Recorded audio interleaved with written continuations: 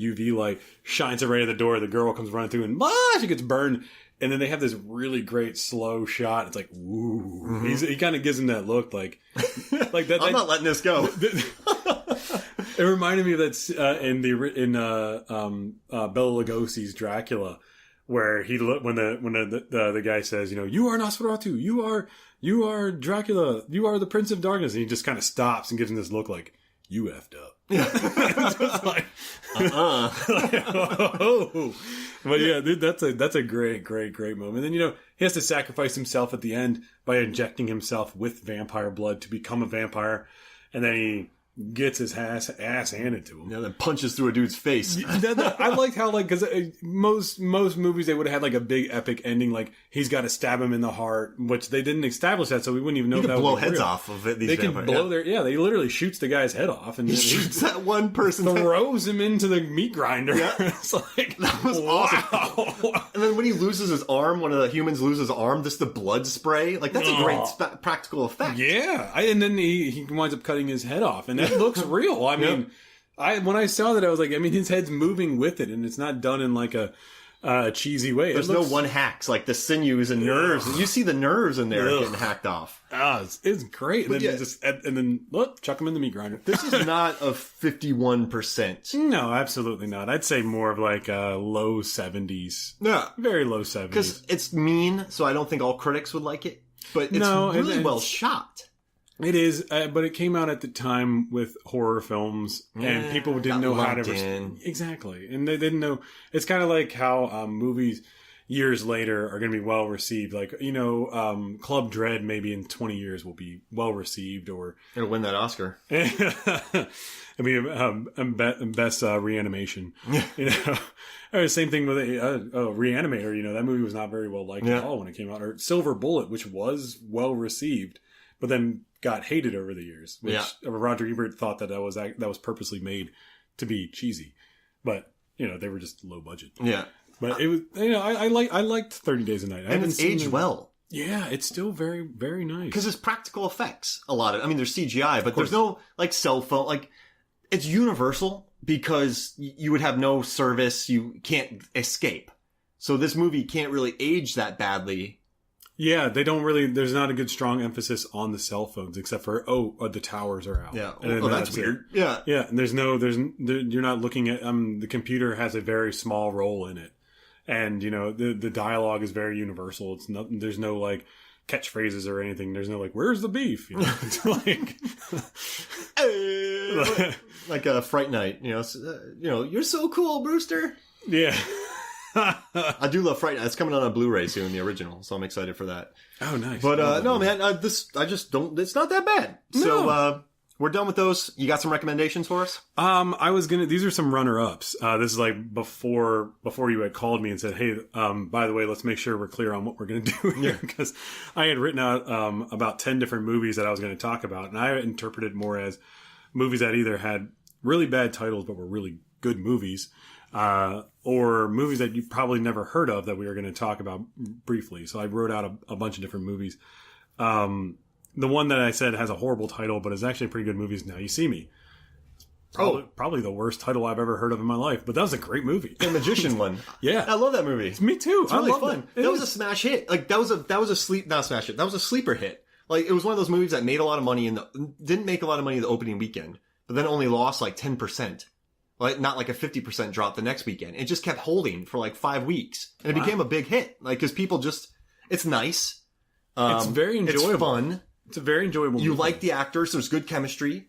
Now You See Me.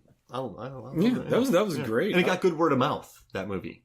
And of course, Morgan Freeman. Yeah. Here's Morgan Freeman. Was that my Morgan Freeman? Was that like your Michael Caine? Yeah. Michael Caine. Oi. Wait, that was Australian. All right, sorry. Mark, you need to understand. There are times when you can make fun of my voice. Wait, who is that? That was supposed to be by Michael Caine. Oh, that sounded like someone else. Wow. Okay, well, then I'll say it. Whoever it was the other guy. Yeah, whoever that was. So that's what that was. Exactly. That's what I was going for. You did a great impression of we'll add it in later. All right. I wanted to talk about this movie Exposure, which also one of the things I thought was I was going to bring in. I was going to talk about a bunch of indie films, But then you said, well, these had to be movies that had a wide release that everybody could have seen, which that eliminated every movie that was on my list.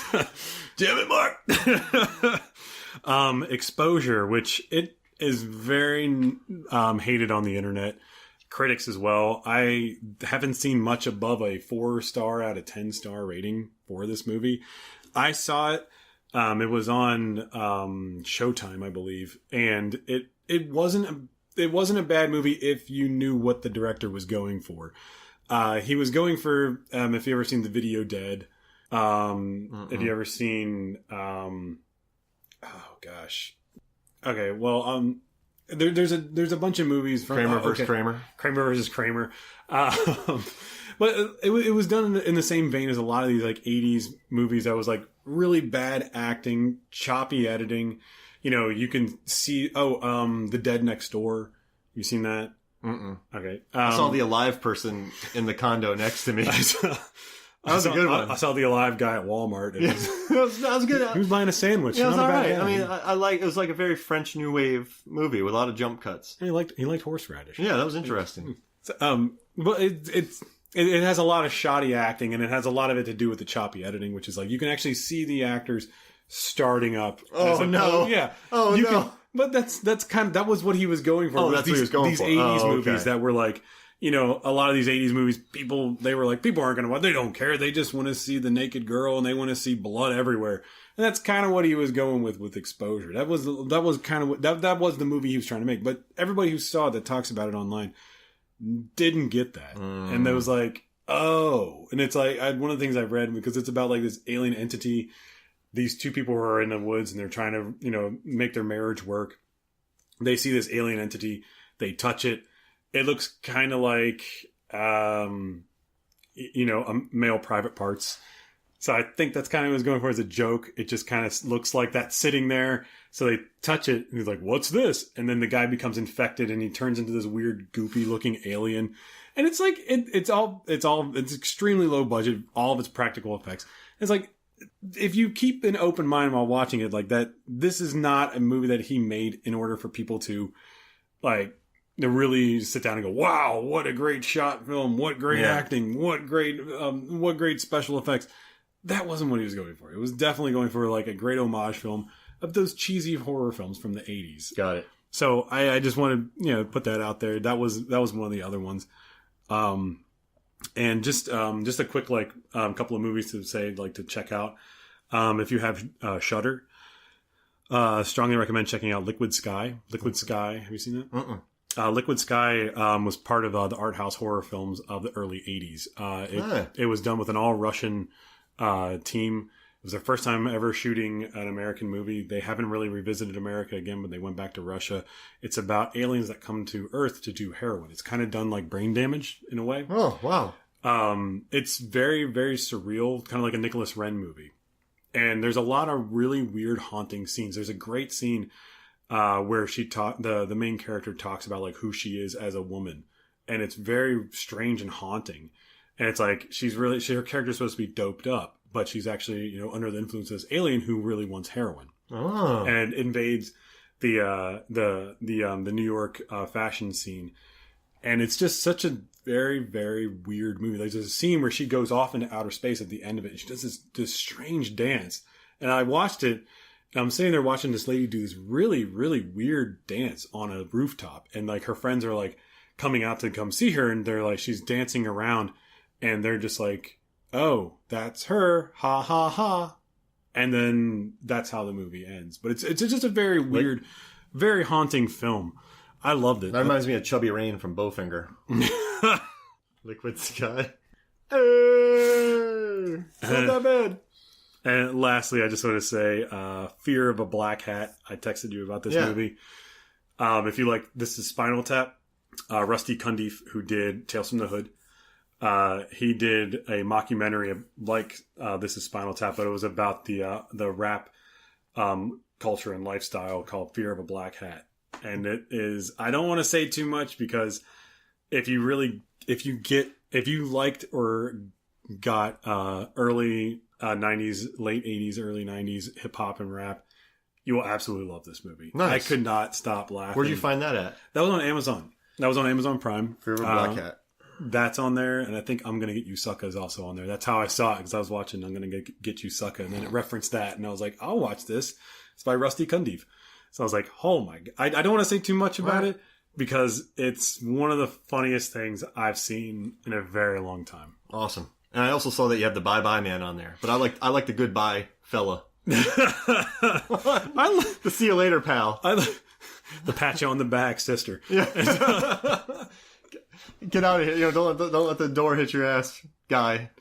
Person. Oh yeah, I liked Bye Bye Man. That was another movie that had a horrible title. They should have changed it to something else. But I mean, yeah, Doug Jones playing the Bye Bye Man. The Bye Bye Man. That was good. He was like, "Don't say it, don't think it, don't say it, don't think it." That was kind of haunting. I liked how it started out with a bang. I mean, it was supposed to be 1960s, and the guy's mowing people down with a shotgun. Oh, jeez. Yeah, that's how it starts out, and then you're like, "Oh my God, what am I going to see?" And then smash cut to present day. We find out, it's just a high school thriller film, but it's not terrible, but it's better than the See You Later guy. So waving from the boat, mother. My jokes are so bad. Hey, peace out, person. The peace out person. I'll see you later, guy. See you later, pal. All right, yeah, man. Hey, thanks for joining us. Thanks for doing that. It's not that bad. But I think these movies weren't so bad, and I'm looking forward to watching Liquid Sky. I'm going to check that out. But appreciate you coming back. And when you come, what are we talking about next? We have a couple movies. Oh, we have Valley Girl. Valley Girl. I love that movie. And then The Frighteners. The Frighteners. So we have Valley Girl and The Frighteners coming up. So stay tuned for those. Stay tuned for those. I don't even know what that means. Now you sound like the Alaskan sheriff. Yeah. Let me have some ground beef. So for Mark Hoffmeyer and Chris Kelly, this is Movie Stones and Flakes. We'll see you next week. Bye. All right. See you guys.